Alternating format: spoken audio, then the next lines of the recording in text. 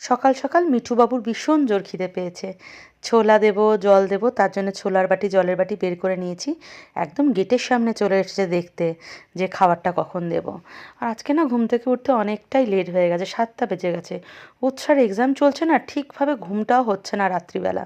তো দেরি করে উঠেছি যেহেতু ঠিকমতো টিফিনও বানাতে পারলাম না। উৎসা বললো 1 কাপ কফি করে দাও, কফি খেয়েই আজকের আমি স্কুলে চলে যাব। তাও মানে ঘুম থেকে উঠে ঘরের কাজ সেরে প্রায় 7:45 বেজে গেল। এই 7:45 নাগাদ আমি উৎসাকে কফি করে দিলাম। 8টা নাগাদ উৎসা স্কুল চলে গেল আর গৌতম 9টার সময় অফিস যাবে। সেই একটু তাড়াহুড়ো করছি, ব্রেকফাস্ট বানাতে হবে। আর আজকে ব্রেকফাস্টে চিড়ের পোলাও বানিয়ে নেব। তো অন্য সবজি কাটার আর টাইম হলো না, আলু আর মটরশুঁটি দিয়েই বানিয়ে নেব। এত কাজের মাঝে তোমাদের ওয়েলকাম জানাতেই ভুলে গেছি। নমস্কার বন্ধুরা, আমি সুপর্ণা। তোমরা সবাই কেমন আছো? আশা করি খুব খুব ভালো আছো। আর আমি আগের থেকে অনেক বেশি ভালো আছি। তো আমার চ্যানেলে আর নতুন আরেকটা ব্লগে অনেক অনেক ওয়েলকাম। আর আমার কাছের দূরের সকল বন্ধুদের অনেক অনেক ভালোবাসা। ঠিকঠাক ঘুম না হলে শরীরটা ভীষণ অস্থির করে। আজকের আমার সকাল থেকে সেটাই হচ্ছে, একটা অস্থিরতা। যেহেতু উৎসা রাত জেগে পড়ছে না, আর যতই ঘুমাবার চেষ্টা করি ওর পড়ার আওয়াজটা কানে আসছে। আর একই রুমের মধ্যে যে রুমে আমরা ঘুমাচ্ছি সেই রুমেই ও পড়ছে, সেহেতু লাইটও জ্বলছে, তো ঠিকমতো ঘুমটা হচ্ছে না।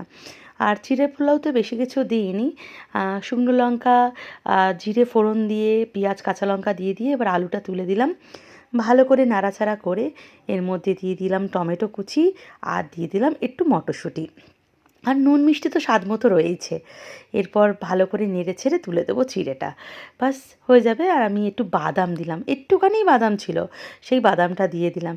বাদাম দিলে বেশ টেস্ট হয়, কিন্তু আবার উৎসা বাদাম খেতে পছন্দ করে না। চিড়ে ধুয়ে জল ঝরিয়ে রেখেছিলাম। আমার পোলাও এরম ঝরঝরেই হয়। আর এই ঝরঝরে চিড়ের পোলাও খেতেও কিন্তু ভালো লাগে। মাখা মাখা একদমই টেস্ট লাগে না আমার। আর গৌতম একদমই পছন্দ করে না মাখা মাখা। তো সুতরাং আমি এরম ঝরঝরে করেই চেষ্টা করি, যখনই পোলাও বানাই তখন একটু ঝরঝরে মতোই রাখার চেষ্টা করি। তো দিয়ে দিলাম নুন মিষ্টি স্বাদ অনুযায়ী। এটা নিয়ে ভালো করে নেড়ে ছেড়ে আর দিয়ে দেবো নামাবার আগে একটুখানি ঘি আর গরম মশলা। আগে রান্নায় আমি আমুল ঘি ইউজ করতাম, কিন্তু কিছু মাস আগে থেকে আমি রেড কাউটা ইউজ করি। যেরাম স্বাদ সেরাম গন্ধ। পারলে একবার খেয়ে দেখতে পারো, ভীষণ ভালো লাগবে আশা করি। আর গৌতমের খাবারটা বেড়ে নিয়েছি, ওকে দিয়ে দিই কারণ ও খেয়ে অফিস বেরোবে। আর দেখো টেবিলটার ওপর উৎসাহ কী করে রেখেছে বই খাতা, আমি এখন ওকে কোথায় দিই খাবারটা? তো এইখানেই খাটের ওপর রেখে দিই, ও খেয়ে নেবে। তো নিয়ে নিল। আর দেখো বিছানাটা এখনও তোলা হয়নি। এমনি ঘর ঝাড় দেওয়া, ঘর মোছা, বাসন মাজা, জামা কাপড় কাচা প্রায় হয়ে গেছে, শুধু বিছানাটা তোলা হয়নি। তো বিছানাটা তুলে নেব। আমিও ব্রেকফাস্টটা করে নিলাম, কারণ দেরি করে ব্রেকফাস্ট করলে না লাঞ্চটা অনেক দেরি হয়ে যায়।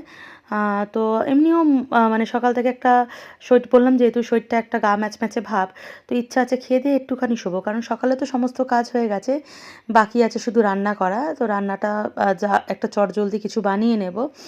আর উৎসব সকালবেলা দেখলাম আজকে স্কুল যাওয়ার আগে বমি করলো। তো সেই ক্ষেত্রেও টেনশানও হচ্ছে যে কী করছে পরীক্ষার হলে। মানে আগের বারে বমি ঠমি করে ভীষণ অসুস্থ হয়ে ফিরেছিল স্কুল থেকে, আবার সেটাও টেনশান হচ্ছে। আবার ভাবছি যদি কোনো প্রবলেম হয়ে থাকে তাহলে স্কুল থেকে নিশ্চয়ই এতক্ষণে একটা ফোন চলে আসতো। এখন যা সময় হয়ে গেছে প্রায় ওর পরীক্ষার শেষের দিকে। তো যাই হোক, আশা করে রাখবো সবই ঠিকঠাক থাকবে এবং পরীক্ষা ভালোই হবে। ব্রেকফাস্ট খেয়ে দিয়ে এইভাবে শুয়ে আছি। কিছুই ভালো লাগছে না, ঘরের সমস্ত কাজ হয়ে গেছে, শুধু বাকি আছে দুপুরের রান্না। তো ইচ্ছা আছে শুধু ডালি আর খিচুড়ি বানিয়ে নেওয়া, আজকে আর কিচ্ছু ইচ্ছা করছে না। চোখ একা একাই বন্ধ হয়ে যাচ্ছে, সে আমি বলে বোঝাতে পারবো না। মানে কোনো কাজে এনার্জি পাচ্ছি না। তার কারণ হচ্ছে উৎসাহ। উৎসাহ স্কুল থেকে ফিরে এসেছে পরীক্ষা দিয়ে, এসে চিড়ে পোলাও খাচ্ছে। আর ওইদিকে দেখো থালা দেখাচ্ছি, দাঁড়াও। দেখো মটরশুঁটিগুলো বাছছে, কি খাবে ও? এই মটরশুঁটি বেছে বেছে আলাদা করছে। তো ওর জন্যেই যেটা বললাম, শরীর আমার খারাপ। নিজে তো টেনশান নেবেই, আর আর সবাইকে টেনশান দেবে, এরম একটা মেয়ে। যাই হোক, আমি এখন একটু শুয়েই থাকবো, আমার একদমই ভালো লাগছে না। গৌতম তাও বলেছিল যে দুপুরে রান্না বান্না করো না, আমি খাবার পাঠিয়ে দেবো কিনে কিছু, আর তুমি একটু রেস্ট নাও। মানে সকাল থেকেই শরীরটা আমার একদমই ভালো লাগছে না। আর উৎসা ম্যাডামকেও ঘুম পাড়াতে হবে, কারণ স্কুল যাওয়ার আগে অনেক কর্মকাণ্ড করে গেছেন, বমি ঠমি করে একাকার করে গেছেন। তো ওকে একটুখানি খাইয়ে দাইয়ে একটু ঘুম পাড়াতে হবে। তারপর আর কী জন্যে ওর কারণে আমার শরীর খারাপ সেগুলো পরে শেয়ার করছি। একটু মানে মুডটা ঠিক হোক। এখন আমি কথাই বলতে পারছি না, বিশ্বাস করো, একা একাই চোখ বন্ধ হয়ে যাচ্ছে ঘুমের চোটে। ইচ্ছা না থাকলে মেয়েদের রান্নাঘরে আসতেই হবে, কিচ্ছু করার নেই। আর একার সংসারে তো আরও কোনো কথাই হবে না, কে করে দেবে? তো ডালটা ভেজে নিচ্ছি, যেহেতু ডালিয়ার খিচুড়ি করব। কিছুই যেন ভালো লাগছে না, মানে কিচ্ছু কাজ বাজ করতে ইচ্ছা করছে না, মন মাটা অনেক কষ্ট করে তো উঠলাম, শুয়েই ছিলাম। অনেক কষ্ট করে উঠে একটু, যেহেতু বললাম ডালিয়া করব, মুগ ডালটা ভিজিয়ে রেখেছি আর সবজিটা কেটে নিয়েছি। স্নান করে এবার ঠাকুরটা দিয়ে নেব। একা থাকলে রান্নাবান্না কিছু করতাম না, আর উৎসাহকে দিদার বাড়ি পাঠিয়ে দেবো, কারণ যেহেতু এক্সাম, মহারানী ঘুম দিচ্ছে। মহারানী এখন ঘুম থেকে কখন উঠবে, কখন দিদার বাড়িতে যাবে, তাও ঘুমাবার আগে একবার বলেছে, মা চলো আমরা দুজনে মিলে দিদার বাড়ি চলে যাই, তোমাকে রান্না করতে হবে না, তোমার শরীরটা ভালো নেই। তো গৌতমও বলেছিল সকালবেলা যে রান্নাবান্না করো না, আমাকে ফোন করে দিও, আমি খাবার কিনে পাঠিয়ে দেবো। তো কেনা খাবার খাওয়ার একদমই ইচ্ছা নেই, তো সুতরাং কষ্ট করে একটু ডালিয়ার খিচুড়ি বানিয়ে নেবো। এখন আগে আমার গোপালটাকে একটু সেবা দিই, বেচারা সেও তো না খেয়ে বসে আছে। চিড়ের পোলাও খাইয়ে উৎসাকে জোর করেই ঘুম পাড়ালাম।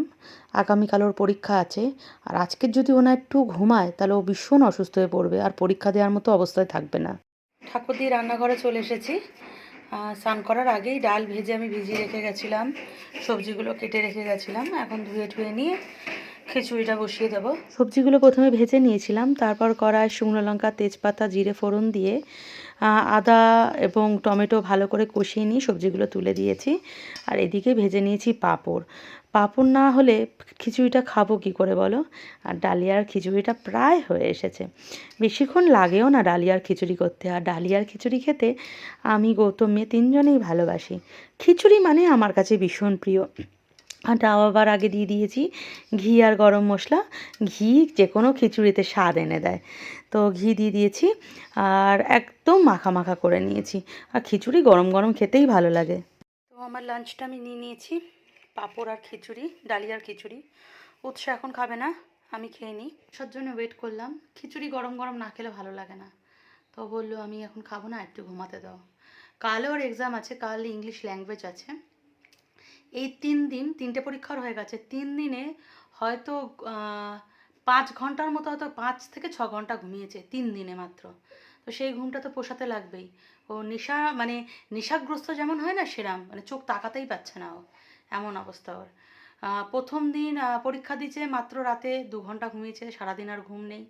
পরের দিনও রাতে মাত্র 2 ঘন্টা ঘুমিয়েছে, সারাদিন। আর কালকের মাত্র 1 ঘন্টা ঘুমিয়েছে, সারা রাত পড়েছে। ভোরবেলা 6টা থেকে 7টা 1 ঘন্টা ঘুমিয়েছে, কি বলবো। তো যাই হোক, আমি খেয়ে নিই, ও যখন উঠবে একটুখানি রেস্ট নিক, একটু না ঘুমালে শরীরটাও ভালো লাগবে না। তারপর যখন উঠবে তখনই খেতে দেবো। শুভ সন্ধ্যা বন্ধুরা। তো অনেকক্ষণ পর আবার চলে এলাম। দুপুরবেলা তো ঘুমাবো ভাবলাম, কিন্তু ঘুম ঠিক মতো হলো না। আর যার ঘুমাবার কথা নয়, পরীক্ষা দেওয়ার কথা, সে যা ঘুমিয়েছে কল্পনার বাইরে, কুম্ভকর্ণ হার মেনে গেছে। দুপুরবেলা ঘুম থেকে ওঠেনি, খায়ও নি, এখনও অবধি লাঞ্চ করেনি। সেই স্কুল থেকে একটা চিড়ের পোলাও খেয়েছে। আর ঘুম থেকে উঠেছে গৌতম অফিস থেকে এসে 6টা 15 পর ডাকতে তারপর ঘুম থেকে উঠেছে। উঠে তারপর স্নান করলো, স্নান করে একটা ভালো কাজ করেছে, সন্ধ্যাটাও দিয়ে দিল, আমাকে দিতে হয়নি। তো সন্ধ্যা টন্ধ্যা দিয়ে এখন চা খাবে বলছে, আর গৌতম একটু বেরিয়েছে। তো কাল ওর কিন্তু এক্সাম আছে। কাল কি পরীক্ষা বললাম যেন? ইংলিশ ল্যাঙ্গুয়েজ আছে। ল্যাঙ্গুয়েজ পরীক্ষা, সে তো রিল্যাক্সে রয়েছে। আর গতকাল যা করেছে, আমি যেটা বললাম না, আমার চোখের ঘুম উড়িয়ে নিজে আজকের ঘুমিয়ে নিল, মানে আমাকে বাঁচতে দেবে না। আজকের হিস্ট্রি এক্সাম ছিল, তো হিস্ট্রিতে 5খানা চ্যাপ্টার ছিল সিভিক্স, আর আর কটা ছিল? 15টা। 15টা ছিল হিস্ট্রি। তো টোটাল 20খানা চ্যাপ্টার, মিডিলে ছুটি নেই। স্কুল থেকে এসেই অস্থিরতা ওর মধ্যে, মানে চঞ্চল ভাব, অস্থিরতা, কী করে বুঝতে পারছে না। যত রাত বাড়ছে কান্নাকাটি স্টার্ট। সিলেবাস কী করে কমপ্লিট করবে, বলছে আমি সব ভুলে যাচ্ছি, যা পড়ছি সব ভুলে যাচ্ছি। আলাম কিচ্ছু হবে না, পরীক্ষায় যখন বসবি সব মনে পড়ে যাবে। তো সে তো শুনছে না, রাতে এমন কান্নাকাটি শুরু করলো, কাঁদছে ঠাচ্ছে, সেই চোখ না মুখ থেকে জল বেরোচ্ছে। লাস্টে বললাম ঠিক আছে, তোর সাথে আমি সারা রাত জেগে আজকে তোর পাশেই বসে থাকবো। বলছে আমি সারা রাত পড়বো, ঘুমাবো না। বললাম ঠিক আছে, আমি তোর পাশে জেগে থাকবো। তো যাই হোক, আমি সঙ্গ দিলাম। প্রথমে ফোন ঘাঁটলাম, ফোনের ব্যাটারি শেষ, নেট শেষ। তারপরে কি করলাম, আগের দিন সেই কাকু একটা বই দিয়েছিল, সেই বইটা দিয়েও চালালাম। 3:30 বাজলো রাত্রিবেলা, রাত বলবো কি ভোর বলবো, 3:30 সময় মনমান আমি আর বসে থাকতে পারছি না। আরে সারাদিন আমারও খাটাখাটনি, দুদিন ধরে ওইভাবে পড়াশোনা করেছে, মাত্র রাতে 2 ঘন্টা ঘুমিয়েছে, সারা ঘরের লাইট জ্বলছে, চিৎকার করে পড়ছে, আমারও ঠিকমতো ঘুম হয়নি। তো যথারীতি আমি 3:30টার সময় একটু ঘুমিয়ে পড়েছি, মানে চোখটা লেগে গেছে। পুরো সারা রাত পড়েছে, ভোর যখন 6টা 10 বাজে আমাকে বলছে, মা আমি একটু 1 ঘন্টার জন্য, মানে 7টা অবধি, 1 ঘন্টাও ঠিক নয়, 45 মিনিট, যে আমি একটুখানি চোখটা বন্ধ করে একটু শুই মা, আমি আবার 7টা থেকে উঠে রিভিশন দিয়ে 8টায় স্কুল যাব। তো বললাম ঠিক আছে, ওইভাবে শুয়েছে। সকালে ঘুম থেকে ওঠা থেকেই বমি স্টার্ট। আমি বলেইছিলাম বাবাই ঘুমা, ঠিক পরীক্ষার সময় মনে পড়ে যাবে, শুনলো না, বমি স্টার্ট। যেহেতু ঠিক মতো 3 দিন পর পর ঘুমায়নি, 2 দিন রাতে 2 ঘন্টা করে ঘুমিয়েছে, কালকের মাত্র 45 মিনিট সারাদিনে। তো এটা হয়, শরীরও তো গরম হয়ে যাবে। শোনে, আর আজকে স্কুল থেকে 12:30, স্কুল থেকে 11:30 এসেছে, চিড়ের পোলাও খেয়ে 12:30 থেকে ঘুম লাগিয়েছে, একদম ঘুম পুষিয়ে নিয়েছে। 6টা 10-এ ঘুম থেকে উঠলো। এবার পড়তে বসবে, একটু চা করে দিই, চা খেয়ে পড়তে বসবে। আমাকে বাঁচতে দেবে না এই মেয়েটা, আমাকে বাঁচতে দেবে না। আমি অসুস্থ, আমাকে তো টেনশান দেয়, কান্নাকাটি করলে আমার ভীষণ টেনশান হয়। আমার চিন্তা হচ্ছে যে কী করবে মেয়েটা, কাঁদছে পরীক্ষার আগে। আমি জেগে বসে থাকলাম, আর আমার আজকে সকাল থেকে পা ব্যথা, পেট ব্যথা। আমি তো নিজেই একটা রুগী মানুষ, আমার শরীর খারাপ, যত ভালো থাকার চেষ্টা করি আমাকে আর বাঁচতে দেবে না একটা। নিজে নিজে ঘুমিয়ে, হাঁ করে ঘুমিয়ে লোকের ঘুম নষ্ট করে। তো চলো একটু চা বানাই। গৌতম বেরিয়েছে, গৌতম আস্তে আস্তে অনেকটাই লেট হয়ে যাবে। আর গৌতমের একটা কাণ্ড বলছি, অফিস থেকে আসার সময় এই চিপসের প্যাকেটটা এনেছে। তো বললো, বলেনি যে মানা, ভুলেই গেছে লোকটা, যেটা হট চিপস, যেটা পুরো সামনাসামনি ভেজে দেয় সেটাকে হট চিপস বলে। বলছে চিপসের লাইফ কাউন্টার থেকে চিপস কিনে এনেছি। মানে আমি শুয়ে আছি মেয়ের জন্য, হ্যাঁ লাইভ ভাজছিল, চিপস লাইভ ভাজছিল, আমি লাইভ কাউন্টার থেকে চিপস নিয়ে এসেছি। মানে উৎসাহ শুয়েছিল, আর পাপার কথা শুনে হেসে ঘুম থেকে উঠে পড়েছে।